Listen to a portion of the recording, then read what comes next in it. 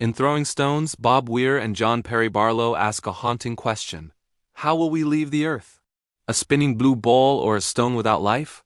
It's more than a lyric, it's a mirror. A reminder that what we choose today determines what remains tomorrow. And it's not just about the planet. It's about the people who keep it moving, the workers who keep our world alive. Every day, millions wake up early, clock in, push through long hours, and return home exhausted. They keep companies running, drive communities forward, and fuel entire economies. Yet too many are left behind, underpaid, undervalued, and disconnected from the very wealth they help create. The modern workplace is burning out just like the planet. Extraction has replaced stewardship. Short-term gain has replaced long-term care. In Throwing Stones, the line, "We are on our own," is not despair, it's a call to responsibility. Real change doesn't come from waiting on CEOs, politicians, or distant shareholders. The system will not fix itself.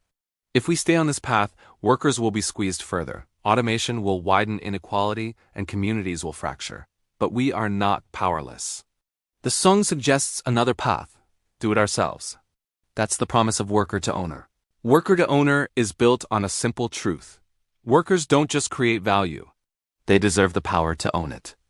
Every business generates surplus, the wealth left after wages and costs. But for decades, that surplus has been siphoned away by people who rarely step inside the buildings where the value was created. Worker to Owner turns the system on its head. Instead of waiting for owners to change, workers become the owners. WTO helps employees pool their limited surpluses, buy equity in the companies they already sustain, and take real leadership roles. Bondholders and investors help purchase the business.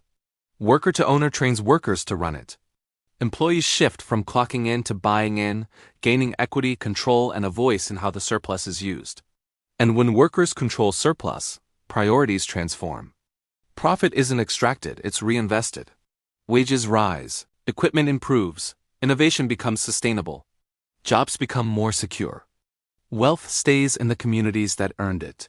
Worker-owned companies even tend to protect the environment more, because the people who live in the community are the ones making the decisions. Worker ownership aligns human prosperity with ecological responsibility. It builds a world where we invest in the future instead of draining it dry.